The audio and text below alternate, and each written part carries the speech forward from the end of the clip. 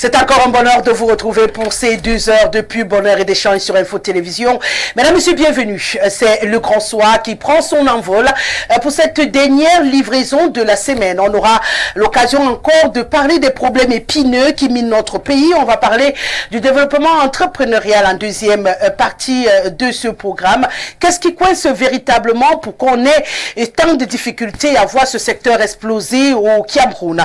On parlera également de décentralisation au regard des dernières actualités. On le sait, la machine plutôt grippée de la décentralisation joue au va-et-vient et nous on a envie de questionner si finalement ce projet pourtant si nécessaire et si important au développement du Cameroun ne serait pas devenu un véritable serpent de mer. On va en parler ce soir et bien entendu avant nous avons 2 mises en bruit ce soir.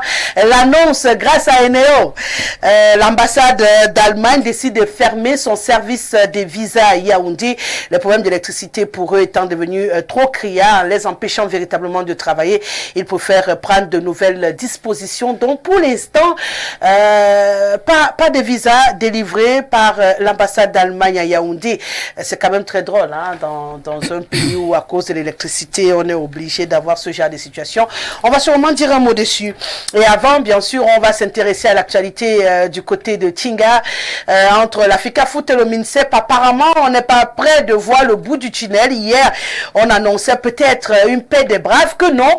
Le rendez-vous de ce jour laissait entendre qu'à 11 h, du côté de Tinga, on devait avoir une réunion avec toute l'équipe désormais réunie et validée par le président de la Fédération camerounaise de football pour se projeter vers l'avenir. Et là, on a noté l'absence de Mac Brice, le nouveau sélectionneur des Lions indomptables du Cameroun, qui pourtant a donné quelques heures après, à 15 h, un point de presse pour présenter les joueurs convoqués pour le premier regroupement, bien sûr, parlant des éliminatoires pour la Coupe du Monde à venir.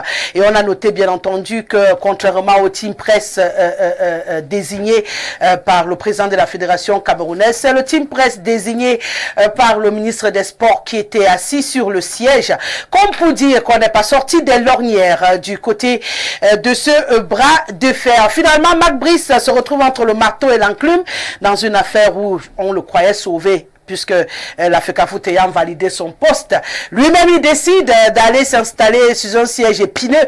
Que va-t-il se passer pour la suite? On dira également un petit mot dessus à l'entame de cette émission. Installez-vous confortablement, juste le temps d'une respiration. On accueille le panel. Allez, le code d'accès, vous le maîtrisez par cœur, mais je prends toujours plaisir à le réitérer. Le 6 99 13 50 75 par SMS ou par WhatsApp. Vous avez l'opportunité, le bonheur de contribuer tout au long de cette émission. Et bien entendu, nous nous ferons également le bonheur et le plaisir de rendre solennel vos réactions du mieux que nous pourrons. Bien entendu, vous le voyez, on a un programme très serré ce soir. Je compte sur mes invités pour être direct, bref et précis dans leurs propos pour nous permettre de faire la grosse balade que nous aurons à effectuer ce vendredi. Et comme je l'ai dit, je rappelle également que notre plateforme Facebook Info TV Cameroun reste disponible pour les amoureux des tabloïds, peu importe où vous vous trouvez en ce moment, dans votre voiture, surtout pas au volant, dans vos bureaux, dans votre chambre. Vous pouvez nous suivre également via notre application Info TV Cameroun sur Facebook pour pouvoir également contribuer. Une fois que je l'ai dit, je vais dire bonsoir à Patrick Ngoulou qui est avec nous ce soir, conseiller municipal dans la mairie de Mingang. Il est militant du RDPC. Merci d'avoir accepté notre invitation. Bienvenue. Bonsoir Rosalie, bonsoir à mes co-discutants. J'espère que vous allez me permettre de dire bonsoir à mon patron, M. Aya Gabriel. Bienvenue, maire de la commune de Mingang. Vous voyez que ces derniers temps, on a du mal à respecter la hiérarchie. Moi, je préfère vous dire que je la respecte et je vous le réitère afin que nul n'en ignore. N'est-ce pas? Aya Gabriel, bienvenue. Il faut lui dire que je dois venir filmer le défilé à Mingang. Hein? Il n'y a pas de souci. Ben, il faut qu'il apprenne l'argent. Vous avez déjà votre invitation. Voilà. Non, pas seulement mon invitation pour venir manger. Pour venir pointer. C'est le vin, c'est le pointage. Vous voulez que je vous le dise en quelle langue? votre invitation est validée Voilà. avec tout ce qui va avec. Voilà, j'aime entendre de belles nouvelles comme ça. En tout cas, faites-lui, passez-lui mes salutations.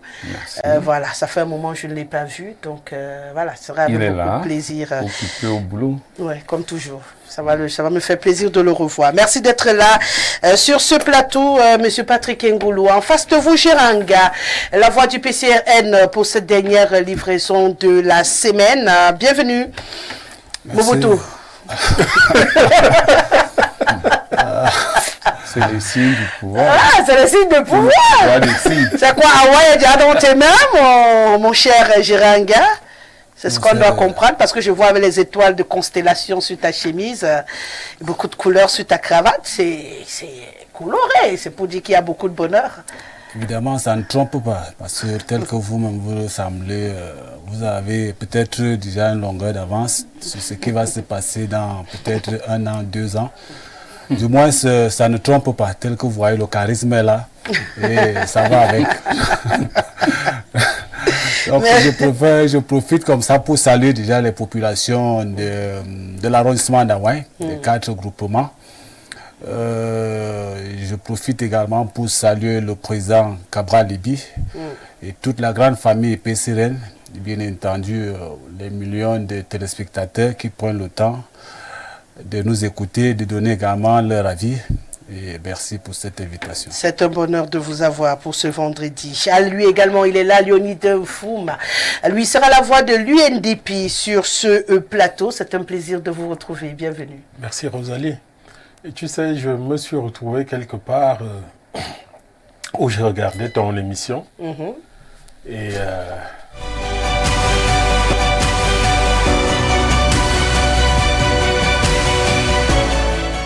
bon, apparemment, Eneo s'invite à cette dernière livraison de la semaine à l'entame comme ça. J'espère qu'ils vont nous laisser aller jusqu'au bout. Voilà l'ambassade d'Allemagne qui a fermé le service des visas.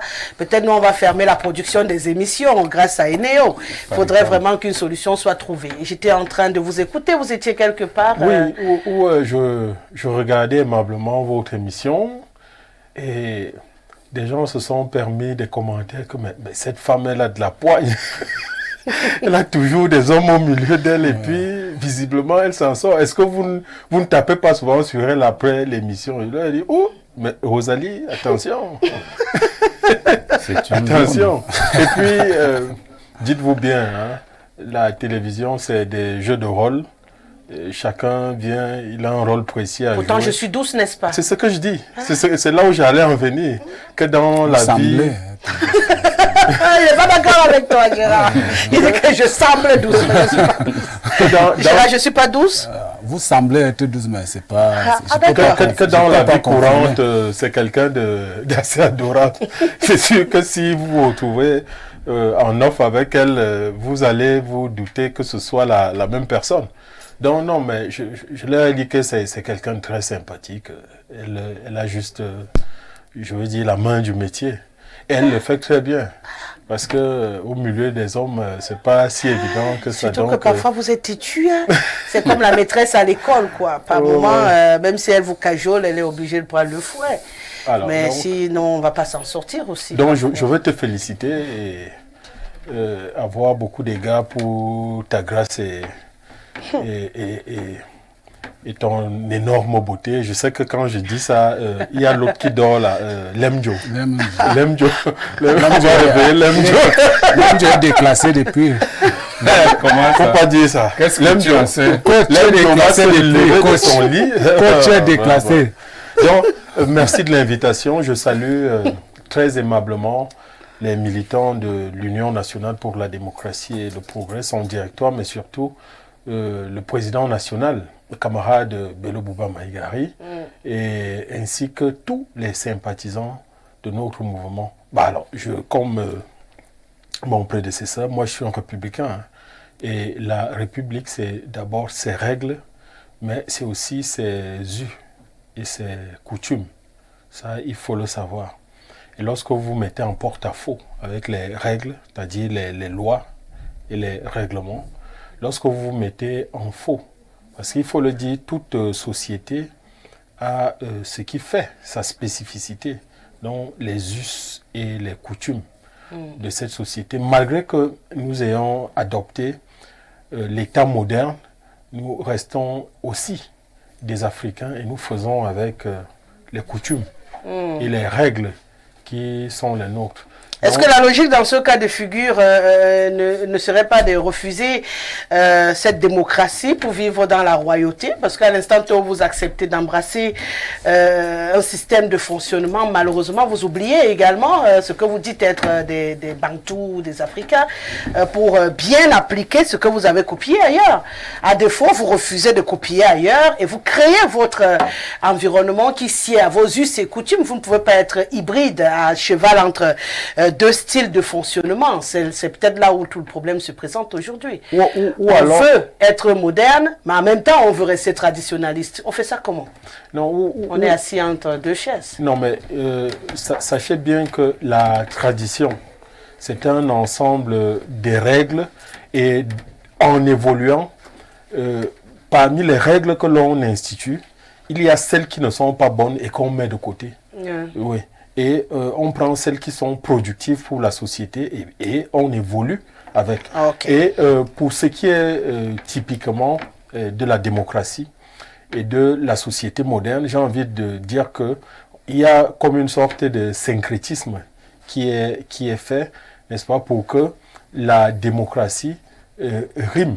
Ce n'est pas incompatible totalement, parce que j'ai envie de vous dire que si vous allez dans un pays comme le Canada, qui est sous la couronne, vous allez vous rendre compte que le premier ministre au Canada est toujours francophone, les francophones qui sont une minorité de ce côté-là. Donc la démocratie peut aussi permettre des accommodations, l'essentiel étant que le peuple reste souverain. Vous revenez à ce que je viens de dire. Adaptez ce que vous allez prendre à votre environnement. Ne prenez pas tel quel et puis vous voulez venir coller à quelque chose qui... Vous comprenez? Sur ce plan, nous sommes d'accord. Voilà, en fait, c'est juste ce que je voulais dire. Vous prenez quelque chose, vous l'adaptez à votre environnement. C'est ce que le Canada a fait. Mais en attendant, vous ne l'avez pas fait. Mais après, vous voulez vivre avec une fesse sur une chaise, non, ça va l'autre fesse de l'autre côté. On a tropicalisé la démocratie. Non, mais pas de la bonne manière. C'est que le peuple n'est pas souverain chez nous, c'est ça le problème. Voilà, on aura sûrement l'occasion de glisser un mot. Je suis sûr que vous allez trouver un moyen de le dire quelque part, je vous connais. Allez, il est également avec nous Patrick Biébé ce soir. Bienvenue, lui sera la voix de Jouvence. Comment vous allez et comment se porte votre président? Écoutez, Rosalie, moi je vais bien. Le guide de Valère Bossala se porte également bien, tout comme le parti Jouvence. Je souhaite également un bonsoir à tous vos téléspectateurs. Je dis bonsoir également aux co-discutants. Et je ne saurais terminer sans vous adresser également le bonsoir à vous, Madame Rosalie Guesseli. Merci. Une fois que je vous ai, je démarre avec vous. Je l'ai dit aujourd'hui, on va essayer d'être direct, précis dans nos propos pour pouvoir combler toutes les thématiques que nous avons ce soir. On démarre avec donc cette affaire MINSEP FECAFOOT. Marc Brice, finalement aujourd'hui, peut-être entre le marteau et l'enclume validé par la fédération, puisque c'est tout ce qu'on attendait pour pouvoir lui permettre de fonctionner. Il était attendu justement pour être accueilli par cette fédération aujourd'hui, et puis il avait un point de presse. Il a choisi de ne faire que son point de presse, et bien entendu avec le team presse qui n'est pas celui validé par la Fédération camerounaise de football. Est-ce à dire qu'il a choisi un camp et qu'aujourd'hui il va devoir fonctionner entre deux forces qui s'affrontent depuis? Fonctionner entre deux forces qui s'affrontent, je pense que le sélectionneur Marc Brice s'est retrouvé malgré lui mêlé dans un combat qui n'était pas le sien. D'accord? Il est arrivé pour travailler. Malheureusement, les guerres d'ego entre deux personnalités sont en train de gâcher le travail qu'il est censé venir faire au Cameroun.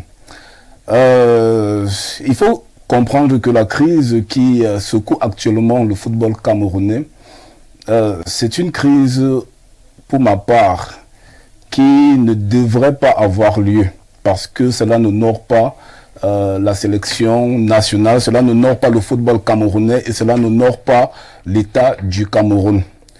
Je suis également un peu satisfait parce que Samuel Eto'o a quand même pris sur lui de ne pas nommer un autre sélectionneur, parce qu'il se serait peut-être entêté à vouloir nommer un sélectionneur, comme il dit, oui, que c'est selon sa prérogative à lui de nommer un sélectionneur. Donc, je suis satisfait parce que il a maintenu le sélectionneur qui avait été nommé par le ministre, oui, par son ministre de tutelle.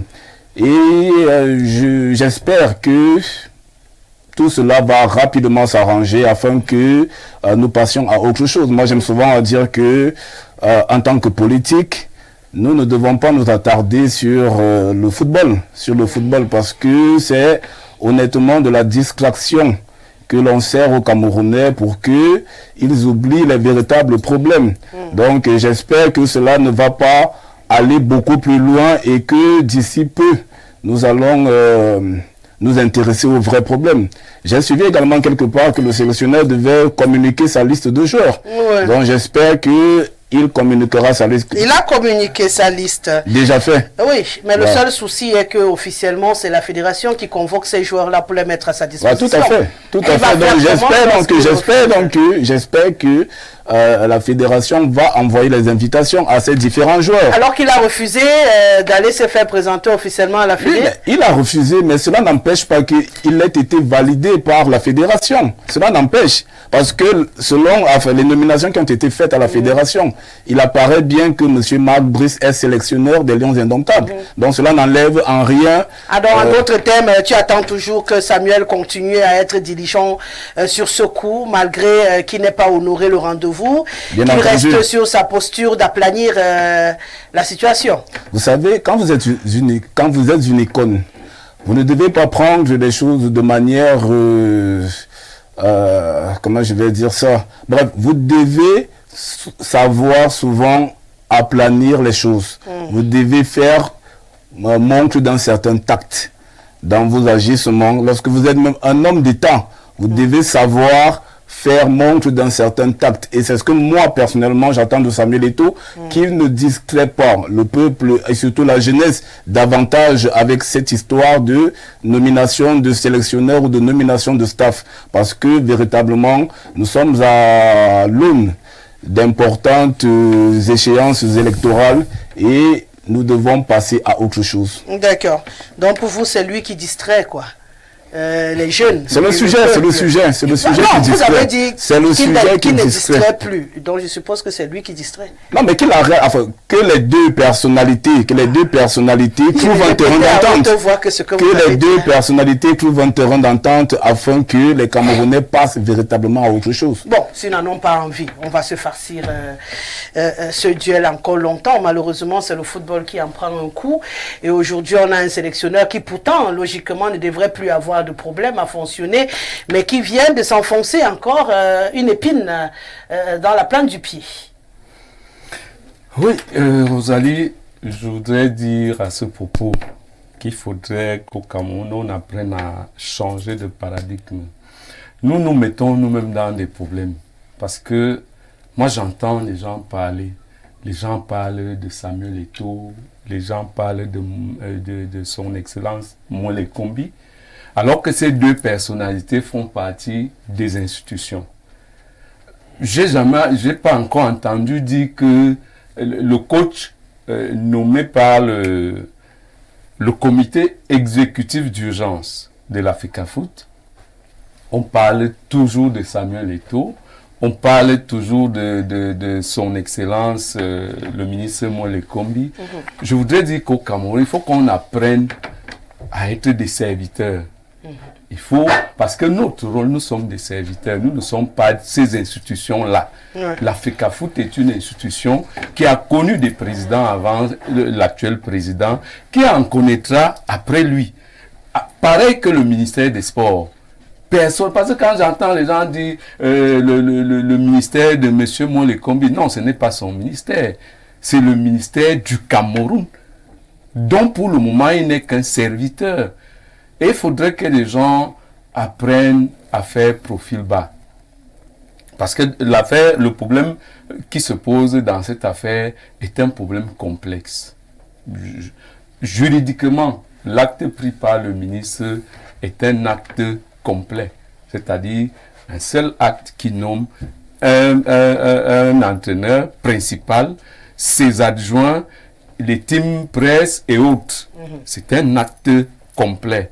Maintenant, s'il faut extirper un individu dans cet acte-là pour le mettre dans un autre acte, juridiquement, il y a un problème de normes. Et je ne sais pas comment ça va se passer. Peut-être parce que juridiquement, il ne devait pas la nommer cet acte complète dès le départ. C'est vrai de là que tout part si en fait les gens avaient une volonté de bien faire des choses ou alors de s'entendre, on aurait évité tout le théâtre qui est en train de se passer là. Vous avez parlé tout à l'heure d'un entraîneur. C'est lui qui m'étonne le plus dans l'affaire. Parce que lui, c'est un technicien du football. Il sait comment ça se passe dans ce domaine-là. Il sait que là où il sort, on ne connaît même pas le ministre des Sports de son pays, ni c'est-à-dire, c'est la fédération qui coopère avec les autres fédérations. On ne connaît pas tout ce monde. Et c'est cette fédération qui doit l'adouber, qui doit convoquer les joueurs, qui doit signer ses missions et tout. Je ne sais pas quand il a en porte-à-faux avec cette fédération. Je ne sais pas si c'est le ministre qui va convoquer les joueurs avec l'entête du ministère. Et si la FIFA va accepter ces clubs, parce que c'est la fédération qui s'adresse au club pour demander la libération de X ou Y joueurs. Si un club ne voit pas l'entête de la fédération, aucun joueur ne sera libéré. Et je ne comprends pas comment le coach qui est technicien de cette affaire n'arrive pas à dire au ministre que dans cette affaire-ci là, on ne peut pas faire le bras de fer. On ne doit que s'entendre parce que les deux entités doivent fonctionner ensemble. Il y a un arrêté, un décret présidentiel et il y a une convention. La convention, c'est l'ensemble des lois et règles qui prennent souvent un caractère obligatoire. C'est-à-dire que deux parties décident de s'entendre pour fonctionner selon un décret. Et vous mettez donc maintenant un certain nombre de choses, vous vous entendez et vous mettez une convention qui prend un aspect d'obligation. Ce n'est pas la loi, mais ça devient une obligation pour vous de respecter cette convention-là. Mais maintenant, les gens s'asseyent, ils rédigent une convention que eux-mêmes ils n'arrivent plus à respecter. Il y a un décret présidentiel qui est clair et limpide, c'est-à-dire que ça ne souffre même de rien. Je ne sais pas pourquoi il y a les débats alors qu'il y a des agrégés de droit. J'entends les gens convoquer le discours du 10 février. Mon Dieu, est-ce qu'un discours est un décret? Un discours n'est pas un décret.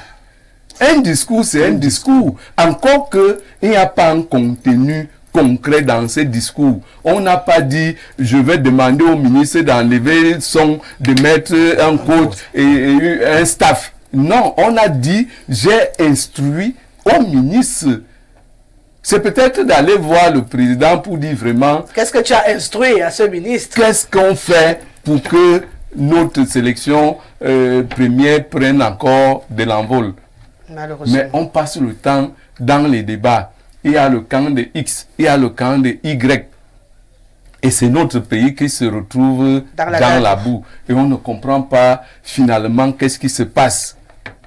Finalement, on a envie de se dire qu'il y a peut-être des non-dits qui accentuent cette polémique qui, en principe, comme vous le dites, monsieur le maire ne devrait pas en être.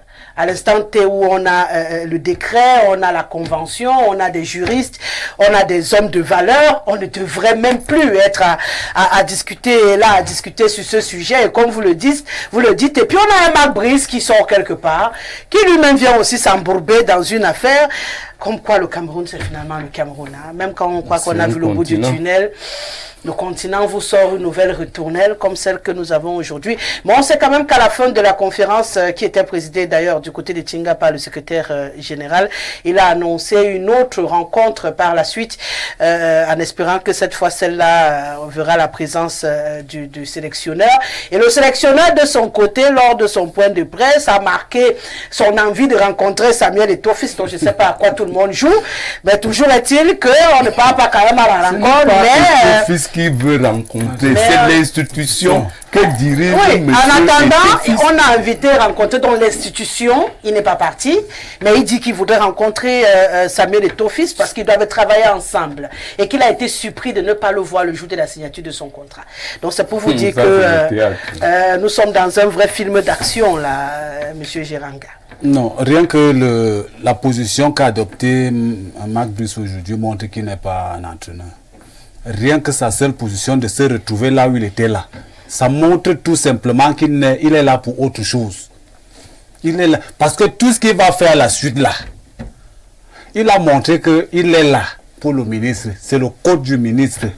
C'est pour ça qu'il s'est retrouvé là. Parce que s'il avait été véritablement un entraîneur qui sait ce qu'il doit faire, il devait se dire maintenant. Et même que après avoir eu l'invitation de la FECAFOOT, il devait se dire, même au ministre, dire que vraiment, tu m'as déjà sélectionné, maintenant, laisse-moi aller travailler avec l'institution qui va m'abriter. C'est comme ça que, c'est à partir des signes comme ça que vous voyez véritablement l'épaisseur de l'homme. Mais aujourd'hui, le maire a bien mentionné que c'est à la FECAFOOT de publier même et d'adresser les invitations dans des différents clubs. Maintenant qu'il se retrouve donc du côté du MINSEP, les jours qu'il a publié, il va faire comment avec tout ça? C'est à partir de là que vous voyez que lui-même, je veux dire qu'il ne va pas briser au Cameroun. Il faut lui dire comme ça. Il ne peut pas venir briser ici chez nous. Il va rentrer. Je vous dis que ce coach ne va pas tenir. Il a montré véritablement qu'il n'est pas là pour travailler.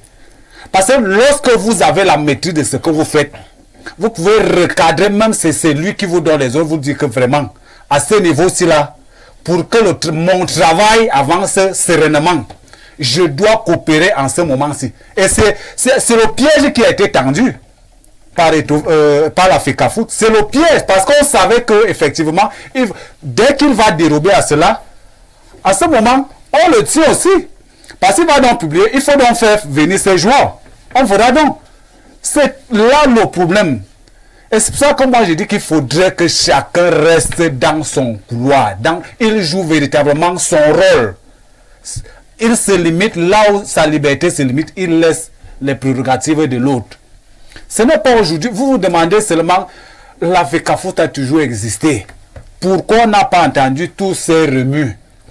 Parce que le gombo se partageait. Parce que tout se passait bien. Les gens se partageaient calmement. Le gombo se passait bien. On envoyait des copains, des copines. On envoyait les cousins qu'on sélectionnait. Et tout allait bien. Moi, je dis qu'il faut être un Samuel Eto'o. Il faut être un Samuel Eto'o pour être à la FECAFOOT. Et il faut s'armer de courage. Ce n'est pas la défiance comme moi j'entends les autres. Parce que quand tu sais ce que tu dois faire, on n'y a pas moyen de te dire il faut faire profil bas, il faut qu'on t'impose ceci. Non. Tu sais ce que tu dois faire. Vous êtes journaliste ici. Mais on ne va pas venir vous dire bon, comment vous devez poser les questions, comment vous devez mourir. Non, vous allez dire non. Soit c'est moi qui modère, soit vous cherchez. Moi, je ne suis pas là. Et à défaut, c'est ce qui reste à Samuel Eto'o. Moi, je lui dis, si cela continue, à défaut, il démissionne complètement. Il démissionne. C'est pas trop facile aussi. Non, je vous dis que c'est la seule. Il a eu il démissionne. Parce que c'est comme ça que les grands esprits se comportent. Lorsque vous estimez qu'à ce moment, vous avez déjà mis tout en œuvre pour la réussite et que les gens véritablement veulent vous pousser à bout, autant mieux les abandonner avec cela. Oui, autant mieux les abandonner. Et on verra donc.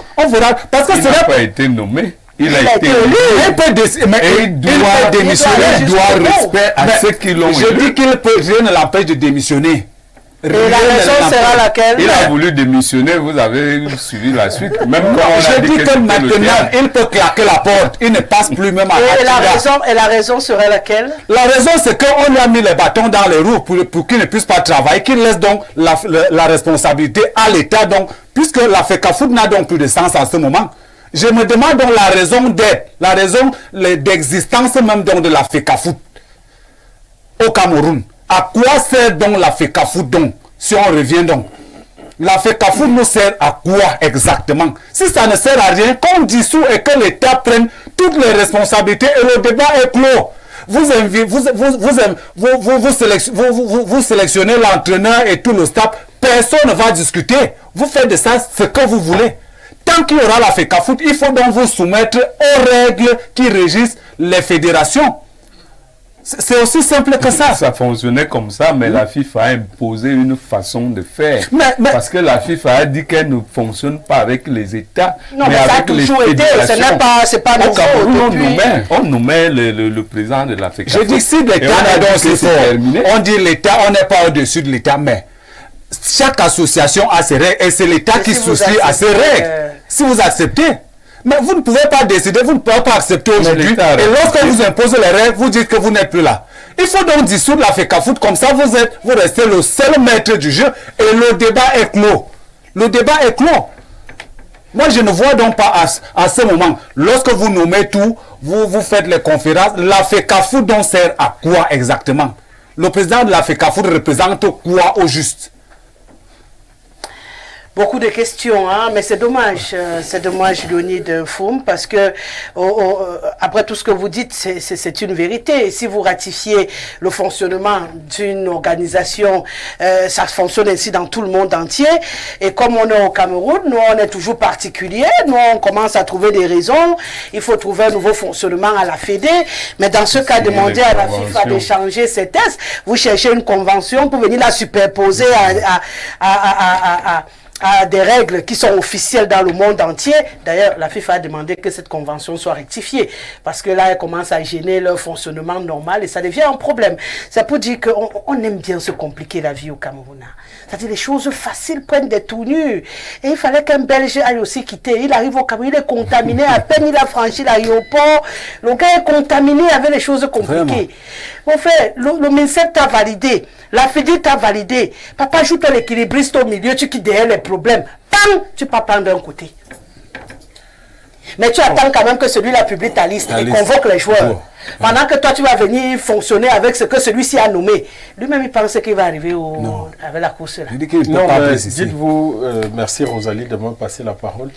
Dites-vous bien que les Occidentaux ne fonctionnent pas exactement comme nous. Lorsque chez eux, vous entendez coach d'une sélection nationale, c'est une institution qui a des services. C'est comme quand vous voyez un joueur de tennis professionnel. Il n'est pas celui que vous voyez uniquement sur le terrain. Là.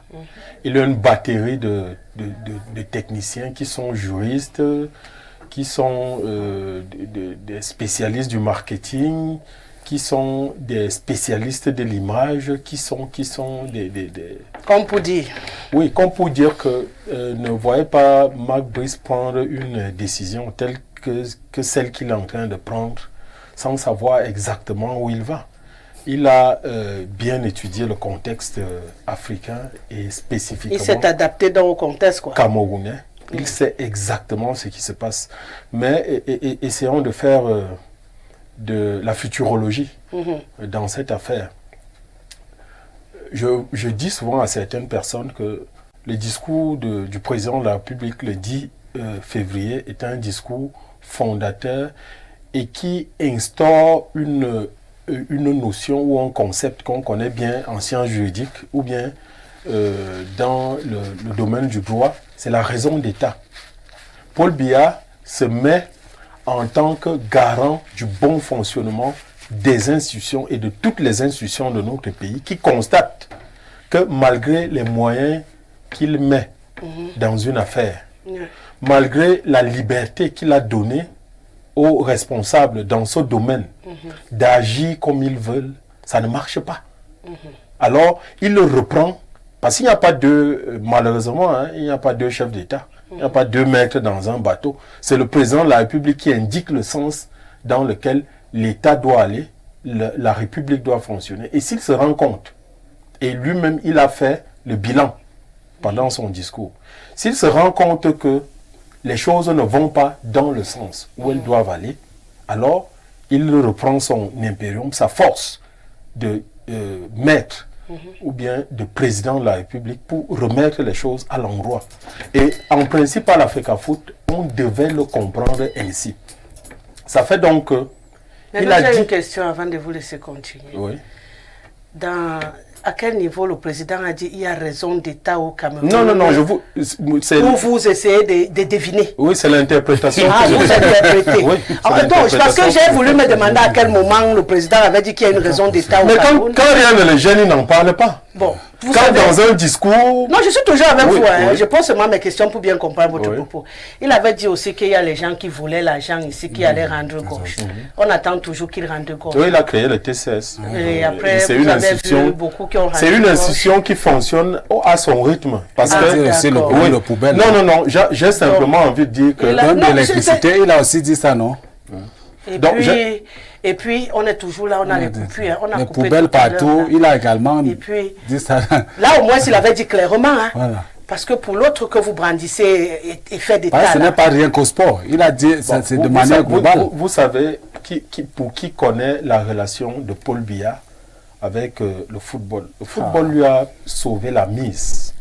Surtout pendant les années de Brest. Dans le stade qui n'est pas construit jusqu'à aujourd'hui et qu'on ne sait pas où les milliards sont partis. Là, vous êtes en train de digresser. Nous sommes dans un... Non, digresser comment? C'est la même chose. Puisque vous dites que le sport lui tient à cœur. Le stade, la CAN, ça devrait lui tenir à cœur. On n'a toujours pas notre stade et les milliards sont partis.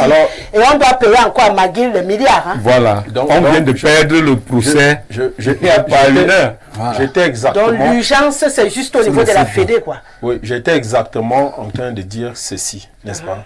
Vous, ceux qui sont de culture presbytérienne et boulot comme moi, nous voilà à l'église. Vous disent, non, je prends juste un parallèle que la pierre de Dieu écrase doucement. Donc vous n'allez pas voir l'État venir faire un affront de manière à ce que Samuel Eto'o sache qu'on est en train de vouloir les liquider, que non.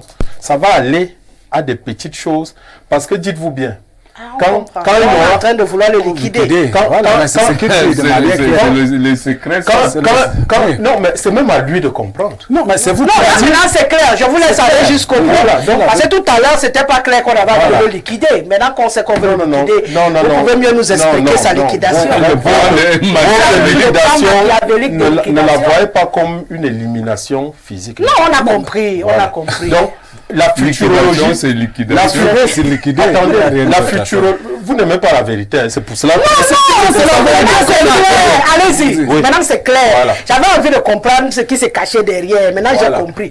Allez-y, il doit être liquidé, ce gars. Donc, Eto'o, malheureusement, est président d'une association dont le gouvernement peut lui retirer l'agrément à n'importe quel moment. Première chose. Deuxième chose, il va organiser un championnat là bientôt. Comme il est en porte-à-faux avec l'État du Cameroun. L'Africafoot n'a pas de stade. L'Africafoot n'a pas de souveraineté telle qu'elle puisse elle-même assurer l'ordre public dans l'organisation de ces événements. Mieux, dans nos États, nous ne sommes pas, par exemple, la fédération camerounaise n'est pas riche comme la fédération espagnole de football, qui a les moyens de recruter et de payer les personnels qui sont, n'est-ce pas, recrutés par elle. Donc, c'est l'État du Cameroun qui le fera toujours. Et comme Marc Brice... Mais lui, c'est le meilleur client. Laisse-moi aller jusqu'au bout. Donc, vous avez lu... Laissez-moi aller jusqu'au bout. C'est le meilleur client de l'État également par rapport à ce stade-là. Laissez-moi aller jusqu'au bout. Laissez-moi aller jusqu'au bout. Et donc, comme Marc Brice sait pertinemment que c'est l'État du Cameroun qui le paye, il sait que la crise qui est en train de s'ouvrir là, parce que ça c'est au moins visible, tel que l'État est en train de fonctionner, on est en train de dire à Eto'o que si tu veux, tu valides Brice. Si tu veux, tu ne le valides pas. Mais quand il y aura crise au niveau de la FECAFOOT, c'est toi qui ne seras plus président, non? Tu seras encore président de quoi? Donc, ok. En d'autres termes, ce n'est pas un face-à-face MINSEP-FEDE, mais c'est un face-à-face Eto'o contre l'État du Cameroun, si j'écoute bien, et il doit être éliminé. Et liquidé, simplement, ce sont ces termes. Non, qui doit être éliminé? Eto'o. Qui a même son temps pour l'éliminer. Non, vous venez de dire que Il le programme, c'est qu'il soit éliminé. C'est-à-dire, en réalité, hein, je continue à vous dire que Eto'o n'aura plus les moyens de fonctionner petit à petit. Tel que vous voyez l'État, là où l'État du Cameroun est en train d'aller là, c'est que il sera président d'une coquille vide, après il ne sera plus président. D'accord. Ça veut dire que l'État donc tue son sport. Vous ne donnez pas l'argent, ça veut dire que vous tuez votre fédération. Est-ce que ça se comprend? Vous ne donnez pas l'argent à la FECAFOOT, le sport meurt. Ce n'est pas Eto'o qui injecte l'argent. C'est la main qui donne, qui commande. Alors, si vous décidez de ne donc plus donner, ça veut dire que vous tuez votre propre football. Le football. Le malaise, c'est le malaise. Donc, si Eto'o n'est pas dans le football, il n'y aura pas de football dans ce pays. Puisque vous... On l'enlève, on te met toi, ça va marcher. On l'enlève, on te met toi, ça va marcher. Je suis pas sûr que ça ne va pas marcher. On l'enlève, on met Ngoulou, le maire là, ça marche. Non. Mais j'ai quand même une dernière question. Il a été élu. Mais vous dites si on l'enlève et on met comme si la Vous dit que la République fonctionne, certes, avec des règles. Mais on peut les bafouer quand on a envie. Non. Biya a annoncé lors d'un discours ce qui allait se passer à la FECAFOOT. Ne faites pas comme s'il n'a pas annoncé. Qu'est-ce qu'il a dit? Il n'a rien dit. Il a fait le constat de ce que le football... Comme il a fait le constat que le stade n'était pas fini, Il comme il a fait le constat qu'il y avait les poubelles, il y avait comme il a fait le constat qu'il y avait les poubelles, comme il a fait le constat qu'il y a des voleurs, il y a toujours les délestages. Qu'est-ce qu'il a dit? Il n'y a pas eu. Voilà. Donc, je suis en train de dire, continuez à encourager notre jeune cadet En plus, à affronter l'État. Ce n'est pas l'affront, ce n'est pas de l'affront. Eto'o est dans, je vous dis, auquel cas.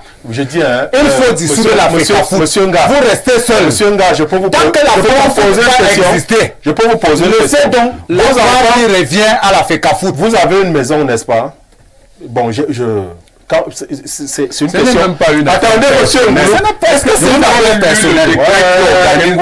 C'est à moi que vous allez poser la question. vous avez lu le décret là. Attends qu'elle te Vous l'avez lu. C'est un débat. Allez-y, discutez. Attends qu'elle te pose aussi la question. Est-ce que vous avez lu le décret du président qui réorganisait Monsieur Ngoulou, quand vous parliez tout à l'heure là, hein, vous avez dites-moi oui ou non. On s'arrête. Moi, je veux juste comprendre. Donc, je suis spécialement en train de dire ceci.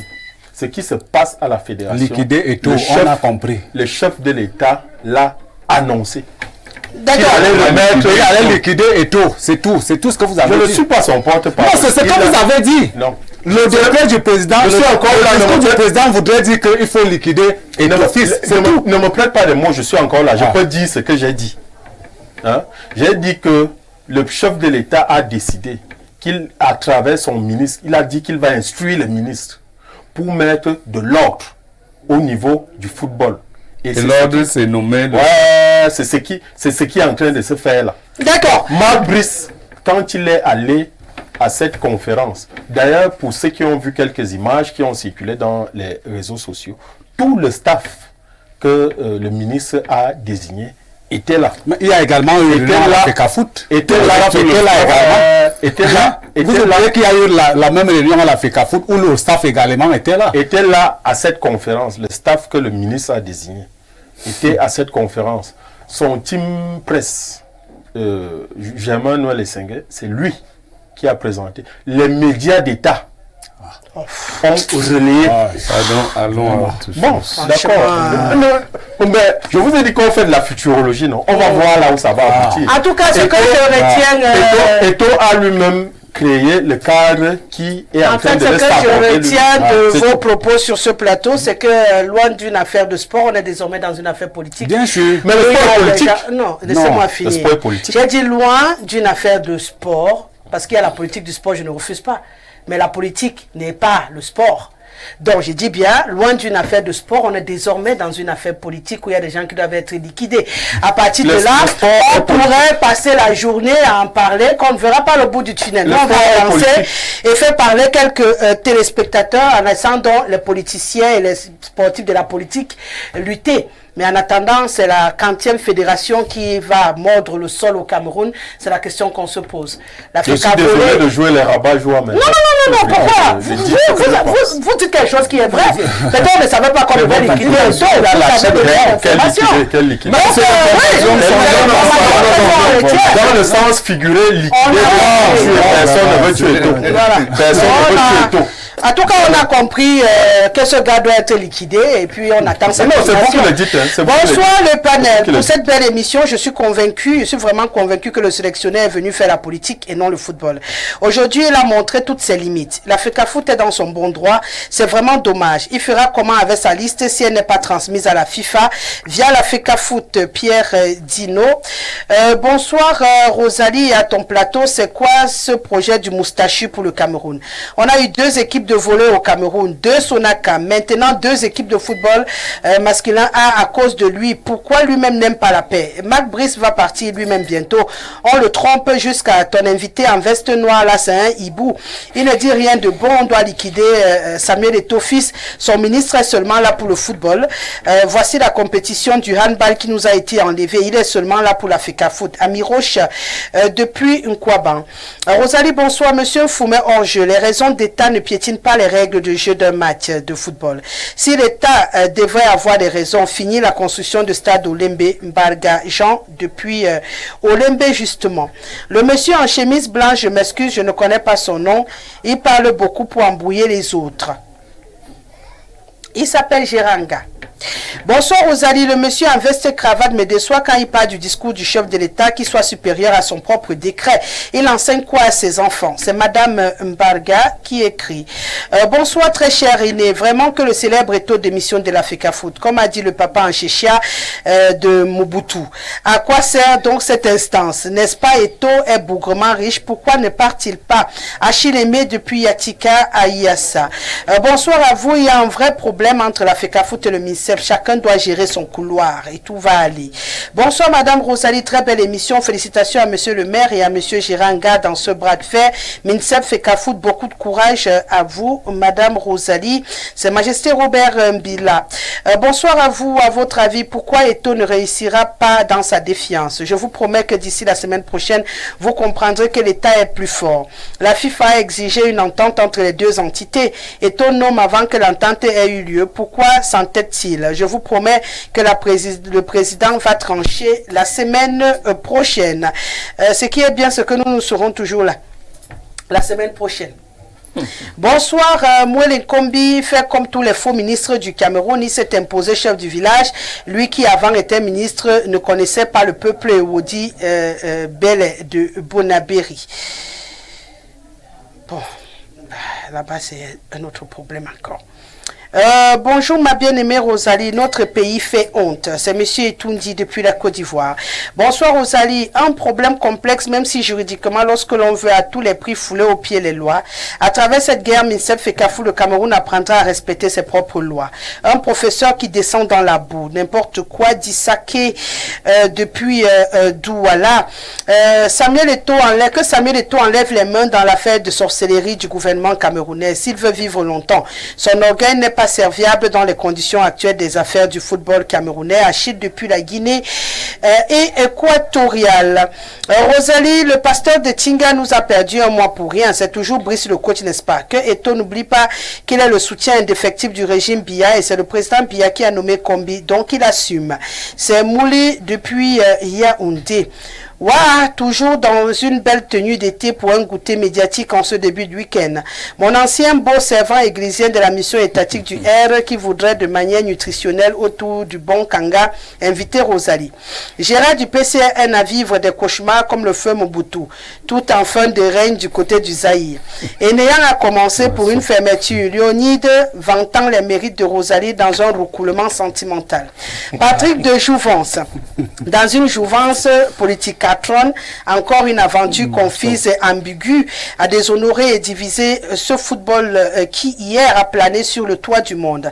J'attends le Salomon d'Etoudi pour trancher cette bataille émotionnelle en sorcellerie et sensation. C'est Masok Thomas. Bonsoir la Big Récé nationale et au panel. Waouh ma Big. Hier je disais encore que nous sommes loin d'une sortie de crise. Nous sommes tous d'accord qu'il y a des choses à revoir dans notre gouvernement, mais c'est pas de cette façon. L'État du Cameroun ne saurait perdre son autorité face à un individu à qui il a tout donné. S'il avait fallu suivre les tests, Samuel Eto'o n'aurait jamais été élu président de la FECAFOOT à cause de sa double nationalité et sa condamnation par la justice espagnole. Mais ce même gouvernement lui a toujours facilité le chemin. Aujourd'hui, nous avons assisté à un véritable point de presse d'un entraîneur et la lecture de la liste des joueurs n'avait rien à voir avec la comédie qui nous a été servie par son et son président. Vivement que l'ordre revienne à l'État. Eto'o nous a déçus, que de promesses non tenues. Les règlements des comptes en un point fini, les trucages des matchs et la dictature. Il a utilisé le football pour diviser les Camerounais en traitant les Camerounais d'hibou. C'est triste de voir une grande légende tomber aussi bas. Joseph depuis Douala. Bonsoir Rosalie à tout ton staff. Le spectacle que vous nous a livré Marc Brice aujourd'hui est désolant. Je crois qu'il n'est pas sérieux. Il a un agenda caché. S'il était sérieux, il ne devait ni aller à la FECAFOOT ni organiser sa conférence de presse avec le staff nommé par le ministre. Cela montre qu'il a choisi son camp et doit donc supporter les conséquences. Si j'étais à sa place ou s'il était sage, il devait rester tranquille et attendre que les choses se clarifient. Nous demandons à la FIFA de nous suspendre simplement, comme ça il ira entraîner Piment FC de Bomzout. Patrice de Ngong. Vous avez des équipes. Piment FC de Bomzout. Salut. Non, il a créé son équipe. Bon, salut Rosalie et bonne émission à toi et à ton panel. Vraiment, ce coach n'est pas un vrai coach. Ok, c'était un piège aujourd'hui pour lui et il est tombé. Sachez que le ministre a envoyé une correspondance à la FIFA pour un comité d'urgence et la dite correspondance a été rejetée. Donc, cet entraîneur, s'il est intelligent, il doit partir seul. C'est vraiment déplorable pour ce ministre. C'est Patrick de Paris. Bonsoir Rosalie. Lui qui a le chapeau dit qu'à l'époque, les gens envoyaient les copains et copines à la FECAFOOT. À cette époque, les Lions gagnaient et depuis que Eto'o est là, qu'ils nous disent combien de victoires. Rosalie, tes invités sont des peureux et ils ont tous peur d'Eto'o. Il faut assainir. Autre réaction, on retourne en Guinée équatoriale. Bonsoir le panel. Vraiment que Samuel Eto'o nous laisse cette affaire de FECAFOOT et fait semblant de nous créer un parti politique. On va le voter. Les gens sont fatigués. Il y a plein de problèmes dans ce pays. Voilà, c'est Diane. C'est même à cause de cette soupçon-là qu'il a tous les problèmes du monde. Bonsoir Rosalie, qu'il ne vous échappe pas que la cérémonie de cet après-midi n'était qu'une gesticulation. Sinon, pourquoi ne pas avoir associé à ce truc des logos des partenaires officiels du football camerounais, comme la FIFA, la CAF, les sponsors, comme ça, ce serait selon les règlements. Ah ouais, c'est vrai même que ce détail, on n'en a pas parlé. Bonsoir notre cher plateau, le grand soir. Il y a eu plutôt trafic d'influence et non haute instruction. Sinon, on n'aurait jamais organisé de nouvelles négociations à la primature, car on ne peut pas discuter les injonctions du président de la République. Dans le cas contraire, c'est qu'il ne s'agit pas de tout des injonctions. Donc courage à Samuel Eto'o qui par son bon sens mal interprété par des pouvoiristes a réussi à démystifier ceux qui ont l'habitude de se voiler par le nom de l'innocent Paul Biya, Martial de Douala. Alors là, je chauffe, je vais demander une transition. Il y a beaucoup de messages, mais là, si je ne prends pas cette transition, ça va être compliqué pour moi. Allez, le temps d'une transition, on revient.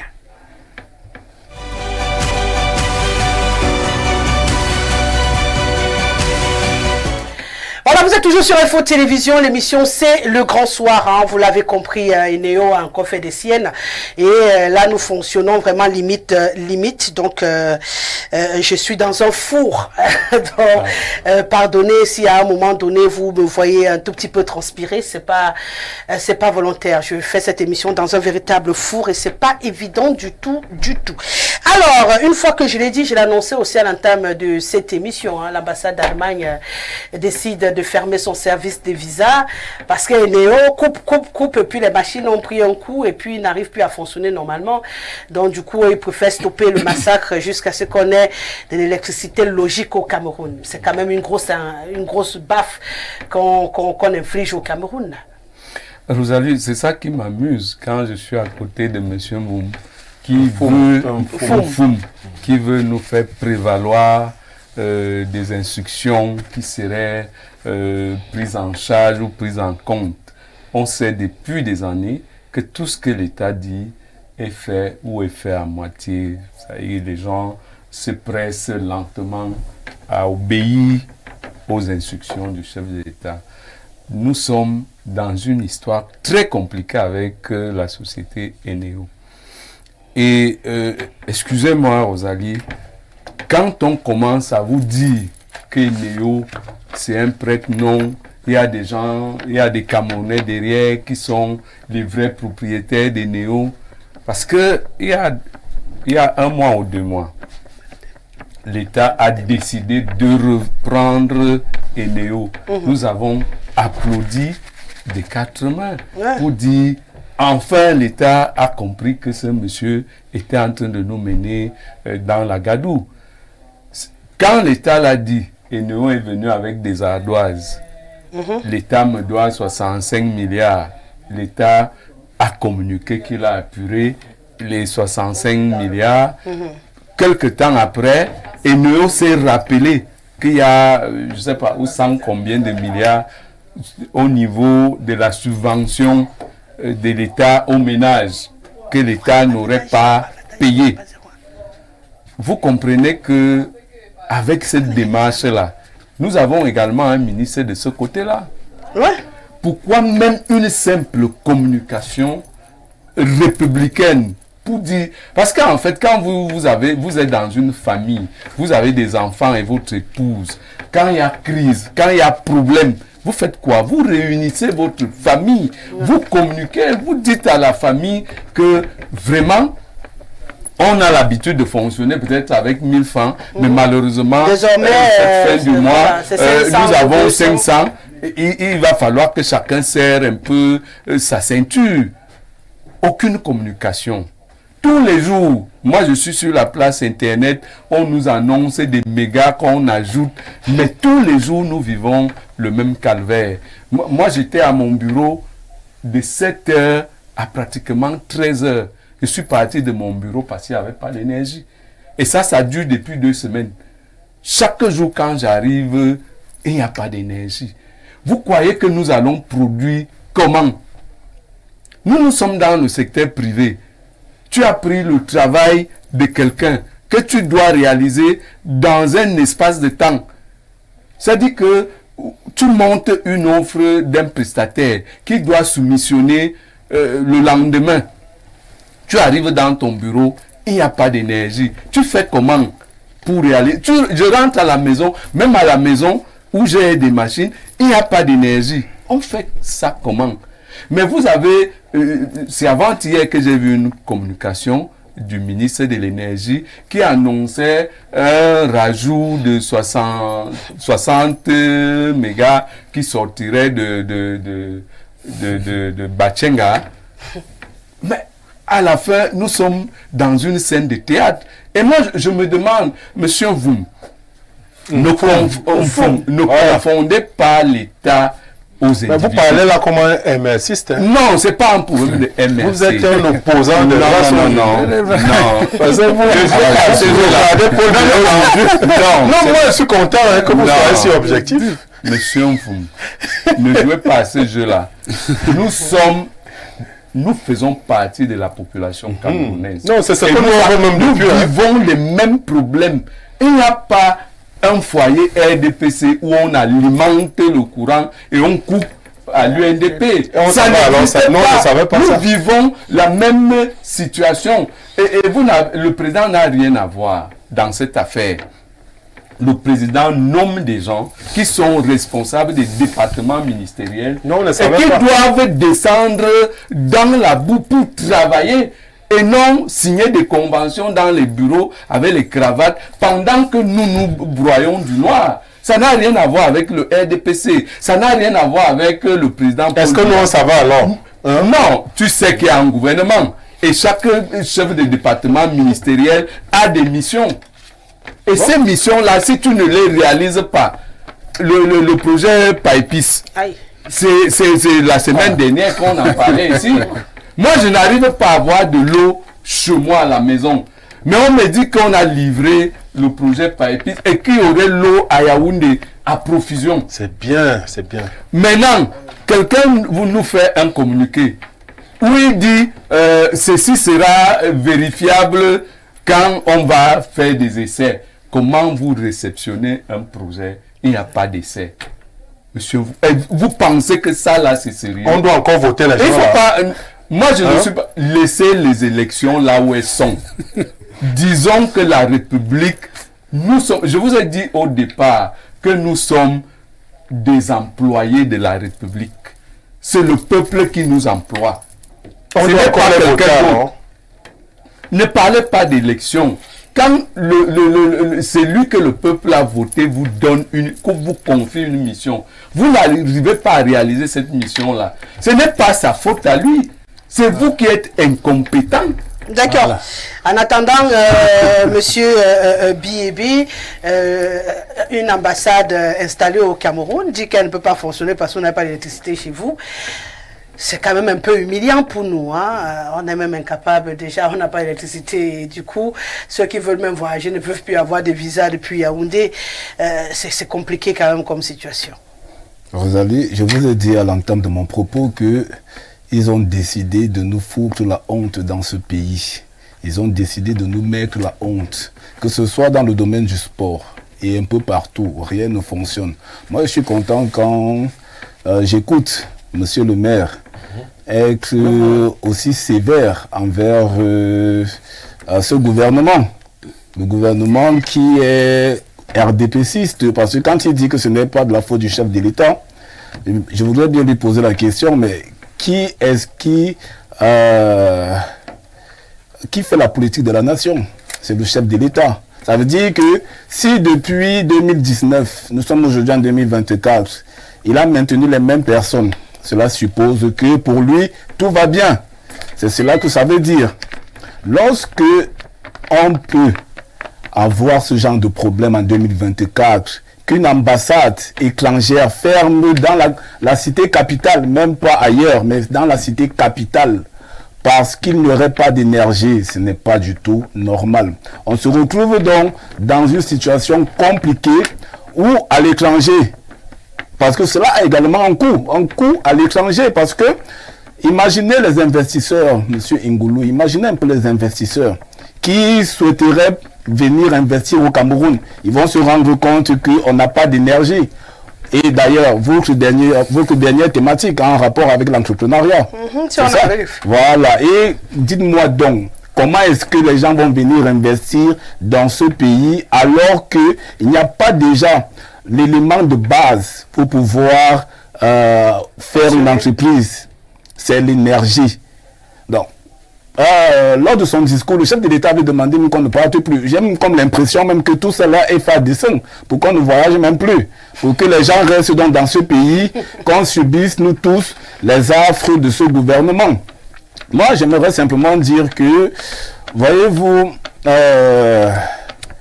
lorsque de telles situations arrivent, il est impératif pour que le peuple camerounais comprenne que le gouvernement a échoué partout. Il n'y a pas que le ministre de l'eau et de l'énergie, il n'y a pas que Néo. C'est souvent facile d'accuser Néo, hein.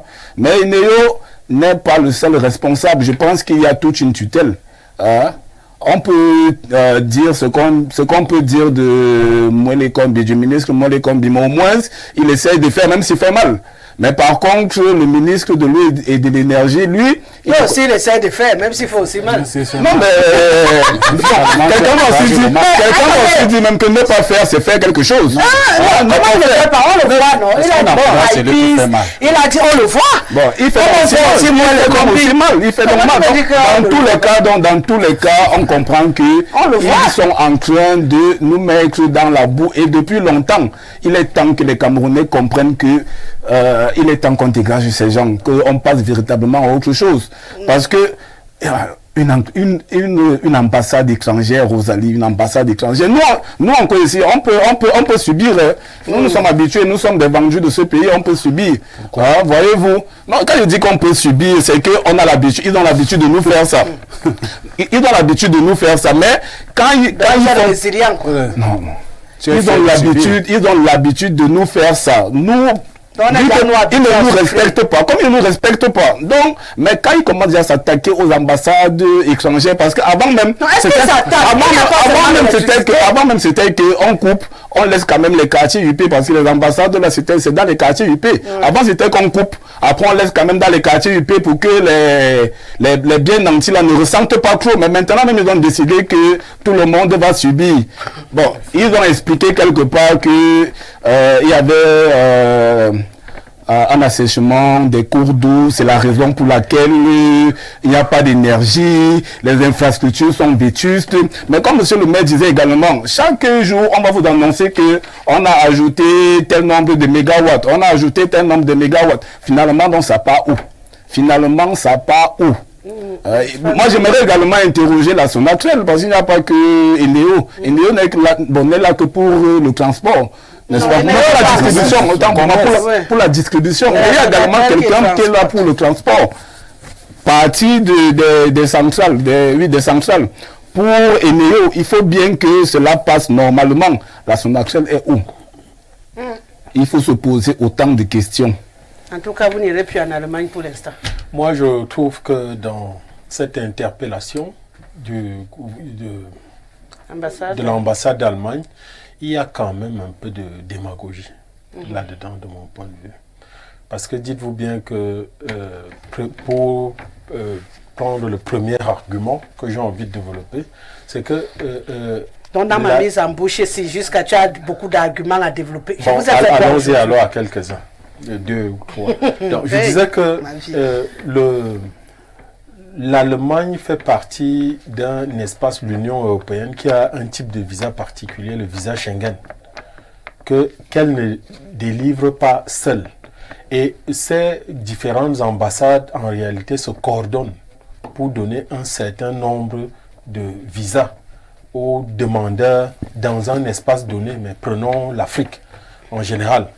Et la politique extérieure de ces pays-là étant aujourd'hui une politique commune, si on vous donne un visa pour l'Espagne, vous pouvez aller en Allemagne. Vous pouvez aller en France. Donc, si l'Allemagne est incapable de délivrer les visas, elle peut sous-traiter ce service à une ambassade de cet espace, parce que c'est comme ça qu'il fonctionne. Première chose. Deuxième chose, c'est vrai que le problème d'énergie électrique est structurel dans la plupart des États africains. Et puis avec les phénomènes de changement climatique que l'on connaît, et une raréfaction des pluies, il faut vous dire que l'équipement hydroélectrique du Cameroun aussi accuse un coup, parce que l'essentiel de cet équipement-là est hydroélectrique. Donc il est normal qu'avec le climat qu'il fait, d'ailleurs, si on vous dit aujourd'hui à Yaoundé qu'on est en avril, vous allez à peine croire. Nous sommes en mai, donc. Non, mais bon, mais on dit presque la même chose. Non, presque avril, c'est mai.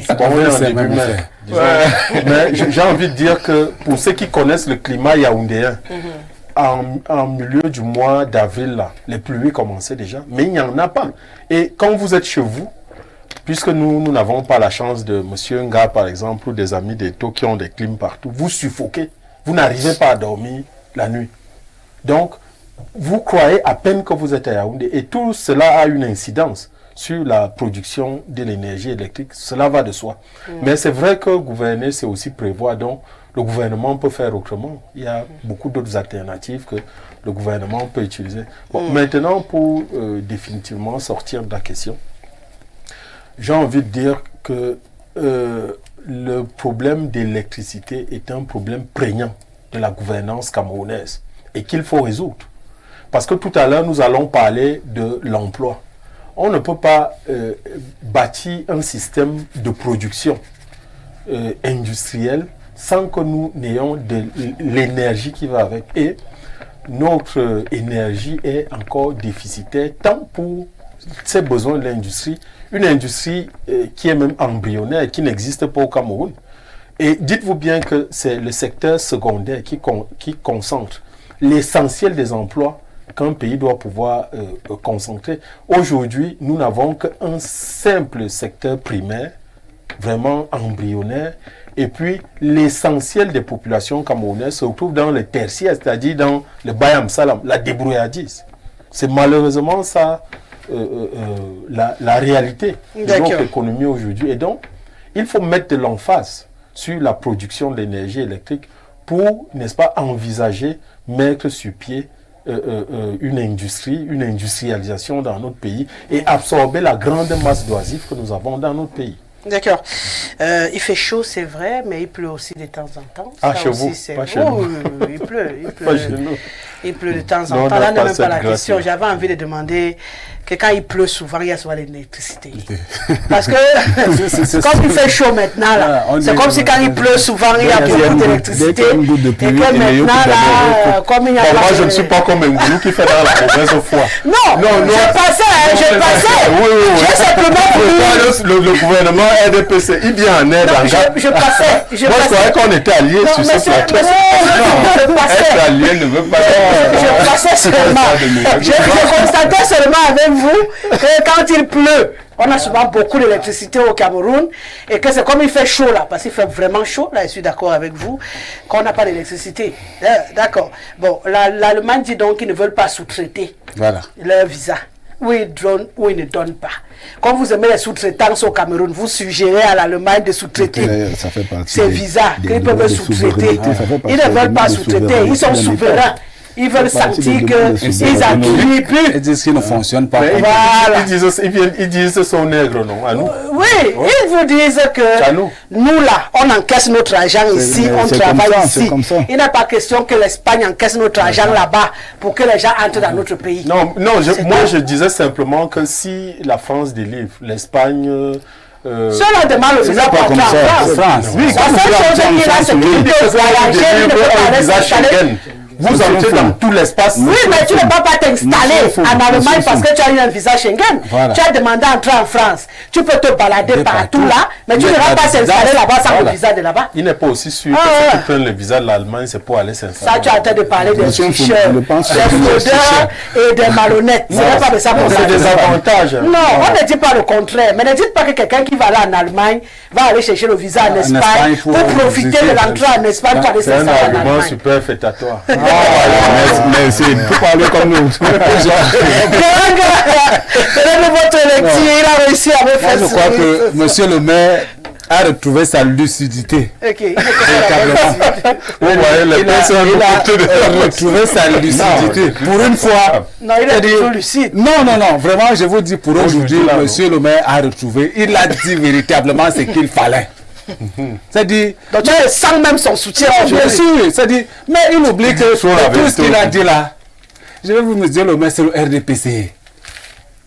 De tout ce que vous avez dit, oh, le président, le ministre est incompétent, c'est un ministre du RDPC. C'est le président de la République qui a nommé ce ministre incompétent. Et il est toujours là. Et qui le maintient depuis 2019. Malgré tout ce que vous avez donc décrié, votre parti au bureau, vous n'avez pas de courant, vous rentrez à la maison, il n'y a rien.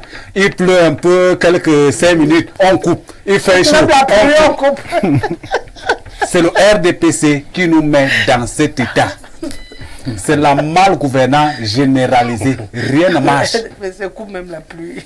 Et c'est comme monsieur Nfoum veut justifier. Lui veut justifier l'injustifiable. Je ne sais pas s'il a été mandaté soit par Eneo, soit par la Sonatrel. Il est leur mandataire, sûrement. Il a dû émarger quelque chose là-bas. Parce que rien ne tient sur ce que vous dites. Eneo, il faut le dire. C'est le non, je vais vous dire. Eneo, c'est un commerçant. Eneo, c'est un commerçant. Il s'en fout. Pour lui, c'est le bénéfice. Vous avez décidé de prendre un blanc et mettre comme commerçant. Tout ce qu'il a besoin, c'est de l'argent. Au détriment de tout ce que vous allez faire là-bas. Pleurez. Tant qu'il ne voit pas son bénéfice, il n'est pas avec vous. C'est ce qu'il faut mettre dans la tête, que Eneo n'est pas au service des Camerounais. Pas les visas. Et donc, lorsque vous avez donc un message qui vous vient de l'ambassade de l'Allemagne, et le motif évoqué, c'est-à-dire c'est une panne technique due à l'électricité. Excès de coupure. Excès de coupure. Il n'y a pas une industrie dans cette ambassade. Ce n'est que les machines, des ordinateurs, des appareils pour le travail de bureau et des imprimantes qui ont été endommagés. Quelle est l'image qu'on renvoie véritablement? Quelle est l'image que vous renvoyez? Parce que ça ne se limite pas dans le cadre d'un communiqué. Parce que c'est communiqué partout en Allemagne que l'ambassade du Cameroun, de l'Allemagne au Cameroun a des difficultés parce que l'électricité a endommagé nos appareils. Il va donc falloir endommager, les dédommager. Vous êtes même sérieux. Je vous dis. Parce qu'ils ne vont pas laisser. Ils vont vous en donner le motif. C'est clair, moi je m'en tiens à ce qu'ils ont dit. Vous avez trouvé des raisons pour dire il y a ceci. Non, moi je m'en tiens à ce qu'ils ont évoqué comme motif. Et c'est fondé. Tu vas me remplacer ici. Le motif est fondé. On en parle aujourd'hui parce que c'est l'Allemagne qui a déclaré. Mais dans nos maisons ici, ça se passe partout. Des congélateurs, des téléviseurs, tout ceci qui se gâtent. Mais aujourd'hui, c'est sur la table parce que ça concerne un grand pays qui s'est prononcé et on est obligé d'en débattre. Sauf que les Camerounais subissent ça chaque jour. Et personne n'en parle au mépris de ces dirigeants. Personne n'en dit mot. Et vous n'allez pas me dire que vous êtes en reste. Au moins, vous avez déjà perdu un appareil du fait des coupures d'électricité. Et qui en a parlé? Qu'est-ce que Eneo avait fait pour vous rétablir? Vous allez vous plaindre où? C'est de ça qu'il est question. On ne peut pas s'en sortir tant qu'on ne peut pas véritablement mettre les Camerounais à l'aise.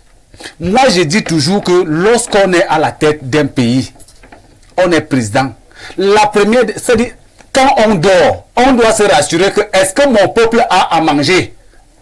Est-ce que mon peuple a de l'eau à boire? Est-ce que mon peuple a de l'électricité? Comment mon peuple loge? Voilà du moins comment mon peuple est éduqué. Comment ma population est soignée. Voilà les prérogatives d'un chef d'État. Et lorsqu'il assigne des responsabilités au ministre, il doit veiller à ce que ce qu'il donne comme directive soit respecté. Il n'est pas hors de question que vous fassiez à votre guise. Et Ngoulou fait alors commande du président. Mais non, moi, c'est pour vous dire quoi? C'est que le constat qui se dégage en Allemagne aujourd'hui, c'est ce que nous vivons tous les jours. D'accord. Donc, peut-être on n'a pas la possibilité de parler, comme il a dit que bon, on est condamné. Non, on n'est pas condamné. La solution est là en 2025. Il faut balayer. D'accord. Il faut balayer systématiquement. Il faut vous inscrire, voter massivement pour écarter tous ces... je dis quand même en passant qu'eux ils sont nommés. Parce que tu peux écarter quelqu'un après celui qui vient le nom encore. Voilà. Et à l'instant, je suis inspiré. Voilà, une autre forme de navigation à vue du fait d'énormes batailles financières et rétrocommissions en n'est pas pensé au développement qui nous ramène plus de 60 ans en arrière. Quand les étrangers veulent s'activer de manière professionnelle, ils sont incapables d'avoir des ressources en eau et lumière. Quoi de mieux? Fermer et se chercher ailleurs où les conditions en ressources sont saines. Et je n'oublie la mentalité de Cobra que manifestent les demandeurs de visa que l'on nous refuse parce qu'une fois sur le sol étranger, nous prenons pire que des rats palmistes. Nous devenons pire que des rats palmistes. C'est Masok Thomas. C'est la suggestion des rats palmistes là que vous voulez faire tout à l'heure. Bonsoir le panel. Pour une première, un RDPciste juste. Pas parce qu'il n'aime pas son parti, mais il parle pour le peuple qu'il a voté. Mais félicitations, monsieur le maire. C'est Tchakounte Francis depuis le Gabon.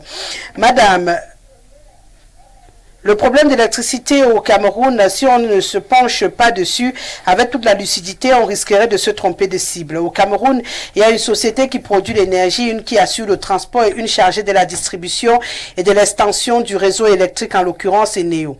Eneo ne peut distribuer que ce que la production et le transport mettent à sa disposition. Comme Eneo est celui qui est le plus en contact avec la population, toutes les flèches lui sont adressées. Sans les défendre, ce qui me gêne, c'est la politique du Cameroun en la matière, car comment comprendre que je produis, je transporte et au moment de vendre, je confie la vente à quelqu'un d'autre. C'est curieux. C'est Sofrika qui écrit. Ce sont les curiosités de chez nous, hein, africains. Bonsoir à vous sur le plateau. Pour moi, l'ambassade d'Allemagne veut juste faire la démagogie, car nous avons exemple de l'ambassade des États-Unis au Cameroun qui fonctionne de manière indépendante des néo, avec son groupe électrogène haute capacité, dont ils peuvent également s'adapter en se procurant un générateur privé pour servir la population. Le problème de délestage au Cameroun est réel. Nous prions les différents intervenants du secteur, Sonatrel et Néo, l'État, à redoubler d'efforts afin que les Camerounais soient satisfaits en électricité. Curtis Blackway depuis Etouguébé à Yaoundé. Il faut prier. Bonsoir, Madame Guessele, à tout votre panel. Pour une fois, je suis d'accord avec Monsieur Patrick Ngoulou qui est de notre côté aujourd'hui. Mais Monsieur Foum, pourquoi vous voulez faire de la mauvaise foi? Donc, aujourd'hui, l'UNDP est un parti d'opposition. Hein? Voilà le ministre du Tourisme qui est le président de votre parti qui ne fout rien dans ce département, alors que le tourisme est un levier économique dans les pays puissants. Avant de vouloir balayer la cour du voisin, regardez votre cour. Il faut être sérieux. Hein?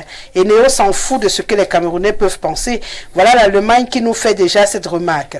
Nos appareils sont déjà robustes avec ces coupures du courant. Ici, à CAC, on coupe l'électricité au moins 4 fois par jour. C'est Ngono Tiala qui nous écrit justement depuis à CAC. Donc, les appareils se sont adaptés. C'est eux qui évaluent les ministres. Avant d'interroger Eneo, interroger plutôt l'entreprise chargée du transport d'électricité, car comme a dit le monsieur en chapeau panthère, Eneo est le commercial. Certes, il y a des travaux que Eneo peut effectuer si le concerne. Agent de service HSE chez Eneo. Donne ton nom. S'il vous plaît, laissez Eneo tranquille. Il ne vend que ce qu'il reçoit. Mais tous les employés d'Eneo sont devant ma télé ce soir. Ma bien-aimée Rosalie, le Cameroun sous le régime de Biya est une honte. Ma bien-aimée, moi, le Combi est un brillant professeur de droit, mais un ministre médiocre. Malheureusement, il n'y a pas de conseil des ministres hebdomadaires au Cameroun. Le Cameroun va très mal. Quand je suis ton émission, j'ai envie de pleurer parce que les Camerounais détestent leur propre pays. Les Camerounais se détestent même entre eux. C'est ce que moi-même je sens quand tu écris et tout dit. Tu es en Côte d'Ivoire, toi-même tu sens ça, que les Camerounais entre nous-mêmes là, c'est pas facile. À cette façon, toi-même, tu nous racles à l'écran. A dit, tu es le témoignage exact de ce que tu es en train de dire, que les Camerounais ne s'aiment pas entre eux. Bonsoir le panel. Le monsieur en veste et cravate n'a rien compris du problème. Il doit comprendre que, bon, ça, il nous ramène, je passe sur Eneo. Eneo se moque du peuple, il n'y a aucune raison qui peut justifier ça, si ce n'est les détournements répétés. Le monsieur en cravate doit comprendre que le problème vient du gouvernement en place et qu'il arrête de justifier les bêtises. Il n'a pas d'enfant chez lui, c'est même quoi? On doit chasser simplement Eneo du Cameroun. Grand soir, bonsoir. Je veux savoir quel staff technique figure dans le site de la FIFA. Celui de Samuel Eto'o actuellement. On ne sait pas si ça va changer après. Donc tu as l'information. Parce qu'ils avaient d'abord accueilli l'autre en croyant que c'était OK. Et puis il y a eu la réaction de Samuel qui a dit qu'il n'était pas d'accord. Ils ont effacé. Et depuis la dernière nomination, c'est celle de Samuel Eto'o qui est sur le site de la FIFA. Donc on considère qu'à la FIFA, on sait que c'est la liste de Samuel Eto'o qui fonctionne au Cameroun. Qu'est-ce que ça va donner après? Ouais, ainsi. Bonsoir à vous en studio. Monsieur Nga est en train de très bien parler. C'est comme si il a encore des choses à dire. Je fais donc comment? Je laisse. Bonsoir, bis. Très chers aînés, ambassade d'Allemagne, Asia. Pour les voyageurs, moi là où je pars, on ne demande pas de visa. Par exemple, je voyage pour Bazou à l'ouest. Allez, on va juste du temps qui nous reste pour parler de cette décentralisation. Je le disais tantôt, hein, ça avance, ça recule, ça danse. On se pose beaucoup de questions. Là, je démarre de ce côté, Monsieur Nga. À votre avis, au regard des dernières actualités, on le dit, un document qui devait être paraphré depuis 2013 qu'on avait lancé le processus et puis on a dit que en 2022 le premier ministre avait remis à l'ordre du jour et puis finalement on a paraphré pour dire que désormais on a mené l'enquête, on a les chiffres, les statistiques des communes. Donc maintenant on peut commencer à penser comment on va pouvoir gérer dans l'avenir. Ça ne fait pas trop de projections. Finalement, est-ce qu'on a véritablement envie d'avoir cette décentralisation au Cameroun? Oui, quand ce n'est pas tel que vous dites, c'est en cours, c'est un processus, les mesures sont prises. C'est qu'à chaque moment, les mesures sont prises, il n'y a jamais eu de couture. On se demande comment même le couturier qui ne fait que prendre des mesures chaque jour, les mesures sont prises, il n'y a jamais eu de couture. C'est exactement comme ça que ça fonctionne. On prend un texte, on dit bon, on a pris des mesures, on a pris des mesures sans jamais. C'est-à-dire la couture, c'est à quand? C'est à cela que rime la décentralisation. C'est-à-dire on vous prend les textes, on vous prend les décisions, mais sur l'applicabilité, sur les faits, rien n'est. C'est-à-dire il n'y a même pas un début de volonté. Et c'est manifeste lorsque vous parcourez, c'est-à-dire les collectivités territoriales décentralisées, c'est manifeste. Il n'y a pas de transfert de compétences et même de moyens. Tout est hyper centralisé. Personne ne veut lâcher. Et je crois que c'est exactement le même schéma qui se passe à l'Africa Foot. C'est-à-dire on veut tenir là, on ne veut pas lâcher. Il faut contrôler tout. Or, dans des pays sérieux, je dis, c'est le maire qui développe. C'est le maire qui crée. Et lorsqu'on est plus sérieux, je dis dans un État, lorsqu'il y a la décentralisation, un ministre ne vaut rien devant le maire. On démissionne ministre pour être élu maire dans des pays sérieux. Parce que c'est le maire qui développe la localité. Lorsque les communes, les localités se développent, c'est le Cameroun, c'est le pays tout entier qui se développe. Or, comment comprendre que il y a des moyens? Vous avez voté une loi. 15% alloués aux collectivités territoriales décentralisées. Mais pourquoi ça coince? Pourquoi vous ne voulez pas respecter vos propres lois? Pourquoi? Parce qu'on veut tout contrôler, on veut tout détourner. Or, les populations sont là, ils sont abandonnés. Parce qu'on nous tient, vous allez voir, voilà la période de la campagne qui arrive. C'est-à-dire, ils sont très malins. On met les poteaux en 2020, on laisse les poteaux pendre là. Comme 2025 arrive là, ils vont venir avec le fil. À la veille des élections, on met l'électricité. Mais c'est comme ça, je vous décris comment ça se passe à Hawaï. Je suis d'Hawaï. On met les poteaux là, on laisse 3-4 ans. Après la veille, on vient avec le fil. On dit c'est le président de la République. Applaudissez. Il faut voter le président de la République. Comme si mettre un fil de courant, c'était quelque chose d'extraordinaire. C'était quelque chose d'extraordinaire. C'est des choses assez, c'est-à-dire normal qu'un citoyen doit avoir à portée de main. C'est-à-dire au Cameroun, je dis les populations sont traitées comme des animaux. Des animaux. Je vous dis, il faut parcourir l'arrière. Moi, je ne veux pas parler de ce qui est à Yaoundé. Il faut parcourir l'arrière-pays. Vous allez voir dans quelles conditions les populations vivent. Au quotidien. Vous allez voir, c'est-à-dire, pour rallier un hôpital, quelqu'un parcourt 40 km. Pour trouver le premier école publique, un enfant parcourt 40 km. Aller-retour. Pour rallier. Je dis, si quelqu'un tombe malade, il meurt en route. Il n'y a rien du tout. Les infrastructures, les routes. Il faut voir à Hawaï là-bas, il y a des ananas qui pourrissent. C'est-à-dire que quelqu'un finit de faire un champ, rien que pour évacuer. Le jour qu'il pleut, la voiture n'entre pas. Vous faites 3 jours pour que ça sèche. Vous parlez de quelle décentralisation? Je vous dis, si on donne, je dis 2 milliards seulement à chaque mairie, chaque année, vous allez voir, même le maire le plus incompétent comme celui d'Hawaï va faire quelque chose. Je dis, même le maire le plus incompétent va faire quelque chose. Si on donne seulement, je dis même 1 milliard, n'allons pas à 2, 1 milliard seulement à chaque maire.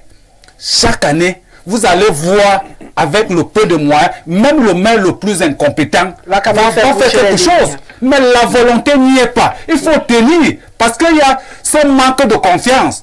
On ne voudrait pas que les maires puissent s'exprimer. Parce que si on donne 2 milliards, ou bien 3 milliards, M. Ngoulou, mais c'est le même ministre qui va venir demander les marchés. C'est le ministre qui va venir demander les marchés au maire Ngoulou pour dire que bon, voilà, j'ai telle entreprise, donne-moi le marché, je vais solutionner. La volonté n'y est pas. Oui, monsieur Fou. De mon point de vue, quand j'ai souvent dit que l'actuelle classe dirigeante qui a été biberonnée à la structure jacobine de l'État ne sait pas gérer l'État autrement que lorsqu'il est centralisé. Ils ne savent pas. Parce que c'est dans leur gène. C'est comme ça. Donc, vous allez faire toutes sortes d'alchimie. Moi, je ne crois pas que ces gens-ci sont capables de gérer l'État autrement. Alors, quand M. Nga dit qu'il faille donner 2 milliards, non. Il faut plutôt établir les collectivités territoriales décentralisées comme étant des entités politiques, économiques, sociales, culturelles et qui sont capables elles-mêmes de créer de la richesse. Et c'est possible. L'histoire que vous voyez, on dit qu'il y a une redistribution du budget et que la loi dispose que bon, les collectivités territoriales décentralisées ont 15%. C'est une aberration. Une aberration d'autant plus qu'il y a ce qu'on appelle dans la gestion des finances publiques chez nous l'unicité des caisses. Ça veut dire que même quand un impôt est local, il vient d'abord chez le ministre des Finances. Et le ministre des Finances verse au FEICOM, certes ça ne coûte pas, mais maintenant, pour que le FEICOM redistribue, il fait des arbitrages, il discrimine. Or, on peut bien analyser ou bien mettre sur pied une sorte de gestion qui fait que de manière opérationnelle, n'est-ce pas, les collectivités territoriales ont la possibilité de lever leurs impôts sur le territoire et de le gérer. Est-ce qu'il ne va pas également se poser le problème que toutes les communes n'ont pas la même possibilité, les mêmes capacités ou l'environnement aussi riche? Ce que vous n'avez pas ici, je prends un exemple. Douala, par exemple, les marchés, les opérateurs économiques et une grande superficie, ça c'est un fait. Mais si vous... Pourtant, quand tu vas aller à Mengan, c'est pas le cas. Non, Mengan, là-bas. C'est même ça, c'est ça le problème aujourd'hui, c'est que l'État accapare encore tout. Si l'État donne une certaine latitude sur le sol et le sous-sol de ces différentes collectivités territoriales décentralisées, en définissant des quotas qui doivent aller au niveau de l'État central, ça va, puisqu'il y a même le verrou foncier, il y a plein de richesses dans ces unités. Hein? Il faut juste comprendre aujourd'hui qu'on ne peut plus continuer à fonctionner comme ça. On ne peut plus. C'est impossible. Donc, ces gars ont cette façon jacobine-là de gérer l'État et je ne les vois pas en train de faire autrement. Je prends un exemple simple pour sortir maintenant. On a par exemple dit que l'enseignement d'éducation de base était du ressort de compétences de la commune. Mais est-ce que ça se fait? On dit aussi que les enseignements secondaires sont du ressort de compétences de la région. Est-ce que ça se fait? Ça ne se fait pas. Vous voyez encore que même au niveau de l'administration du territoire, si on responsabilise ces collectivités territoriales décentralisées-là, elles peuvent avoir des polices plus proactives qui sont capables, n'est-ce pas, d'encadrer les populations et de gérer un certain nombre de services comme la carte d'identité, les actes de naissance, beaucoup d'autres petites choses que ces services-là peuvent faire. Mais vous voyez bien que à côté de ces maires élus, vous avez toujours le sous-préfet qui est là et c'est lui qui a tout le budget. C'est lui qui a les forces, le verrou des forces de police et des forces de maintien de l'ordre. Donc, le maire est juste là comme un artifice qui n'a aucun pouvoir. Même la terre là, et les forêts, on parle même de forêts communautaires. Il ne peut pas créer une entreprise, par exemple, pour exploiter une partie de son territoire. Tout est encore au niveau de Yaoundé. Vous croyez que avec cette façon de faire, là, il n'y a pas de décentralisation chez nous. Et donc, le développement local ne peut pas être promu avec cette façon de faire. D'accord. Patrick Biébé, il dit qu'ils ont été biberonnés à la centralisation. Donc du coup, on aura beau prononcer décentralisation au Cameroun, on n'est pas prêt d'avoir une véritable décentralisation. Je vais être d'accord avec lui parce que je pense que la décentralisation au Cameroun est restée sur les papiers, est restée dans la constitution de 1996. Ils ne sont jamais allés au-delà de ce qui est sur les papiers. C'est-à-dire que pour faire plaisir aux bailleurs de fonds internationaux, il fallait, n'est-ce pas, mettre sur pied un mécanisme pour dire que non, voilà, on va sortir du jacobinisme, on va essayer d'être un État décentralisé, mais jamais ils ne se sont donné les moyens d'aller au-delà de cette décentralisation.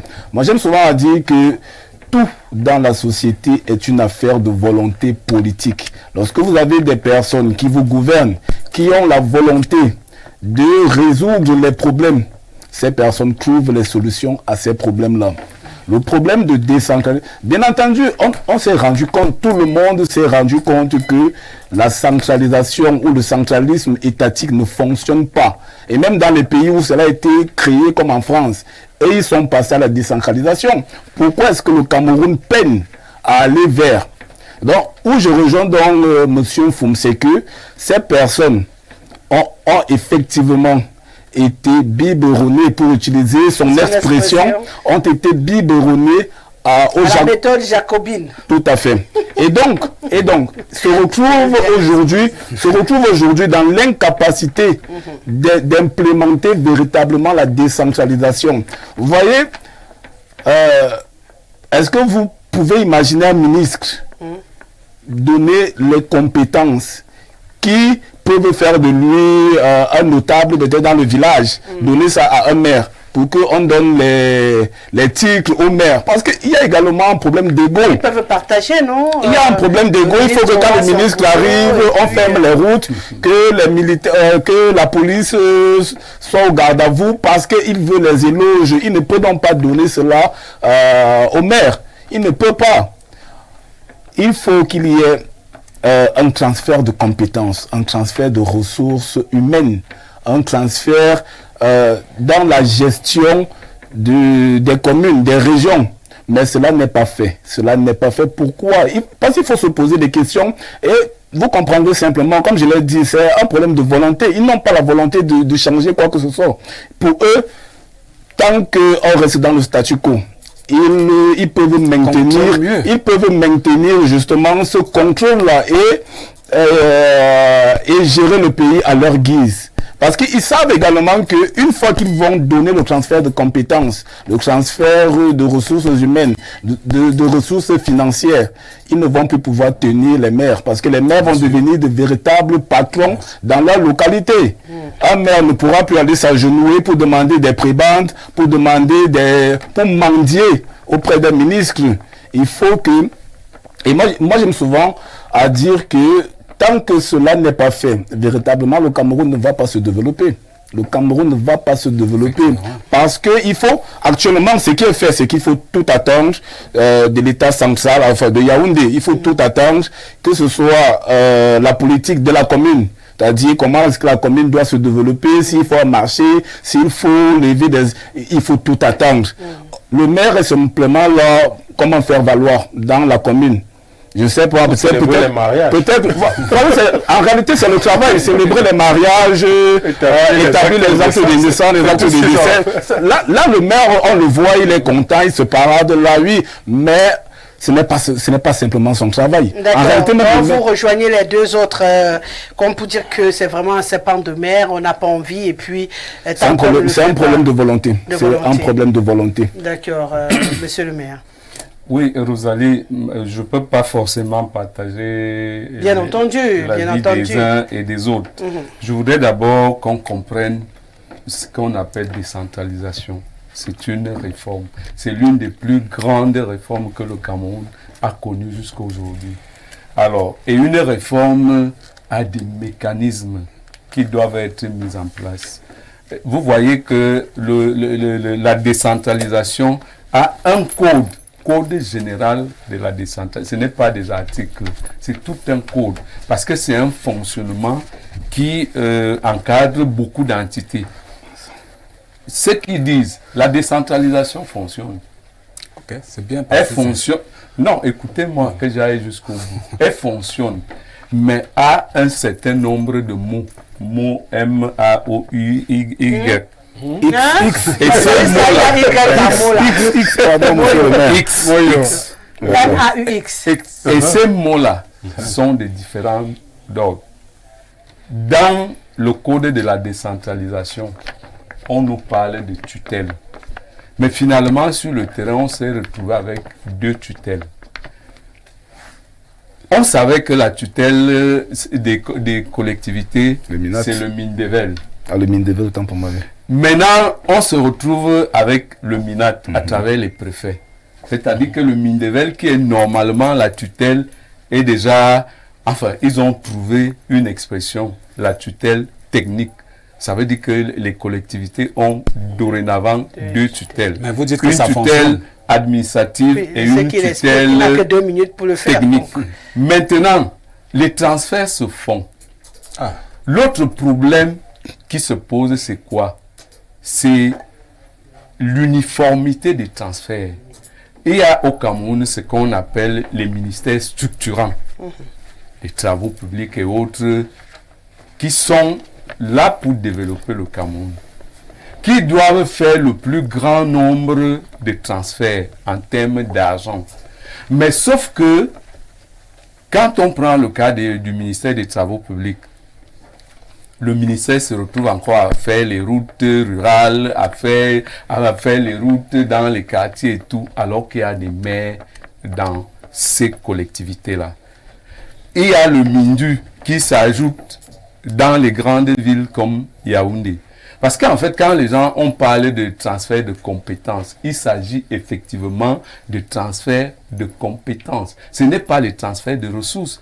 Ça dit que le maire qui reçoit un carton de 100 millions, il fait juste le travail administratif que le ministre faisait. Il ne touche même pas à l'argent. Il est là, il a une commission interne de passation des marchés qui traite de ce marché-là. La procédure de passation terminée, il envoie les propositions au maire et le maire maintenant travaille avec le prestataire qui a gagné le marché sur le terrain. Son problème, c'est le suivi sur le terrain. Malheureusement, quand il y avait ces marchés au sein des ministères, il y avait des frais pour le suivi. Mais le maire n'a rien pour suivre. C'est-à-dire qu'on t'envoie 100 millions. Les 100 millions, c'est pour faire une route. Il n'y a même pas un copec pour mettre ton carburant pour aller suivre les chantiers. Donc, ça, c'est donc ces mots-là qui limitent. Et il y a les ministères qui ne transfèrent pas. Malgré tout le random qu'on fait là, les gars continuent à conserver leur argent dans leur ministère. Parce qu'en fait, vous voyez un ministère, l'exemple du Mindevel est un cas école. Le Mindevel envoie 100 millions à toutes les collectivités par exercice. C'est-à-dire qu'un maire est capable de vous dire je vais vous faire la route parce qu'il attend les 100 millions du Mindevel. Par contre, les autres, c'est par embuscade. Aujourd'hui, cet exercice, on peut t'envoyer 10 millions. L'autre exercice, rien du tout. C'est-à-dire qu'il n'y a pas un plafond exigible à tel ou tel ministère. Un ministère n'est même pas obligé de transférer à toutes les communes. Ce qui n'est pas un ministre peut décider de ne transférer qu'au maire de son village. Il va te dire qu'il a transféré. C'est-à-dire, c'est ces petits mécanismes-là qui sont juridiques et mécaniques qu'il faut donc harmoniser afin que la décentralisation roule comme sur des roulettes. Ça veut dire que ça ne fonctionne pas. En d'autres termes, ça ne fonctionne pas. Ça ne donne pas. Ça ne donne pas, il faut le dire. Mais ça va prendre si vous venez de bricoler des mécanismes. Les populations vont se laisser sur vous. Bien sûr, parce que lorsque vous allez rentrer à Mangang, ils ont suivi, vous avez dit que ça fonctionne. Or, vous avez besoin de l'argent à Mangang pour développer Mangang.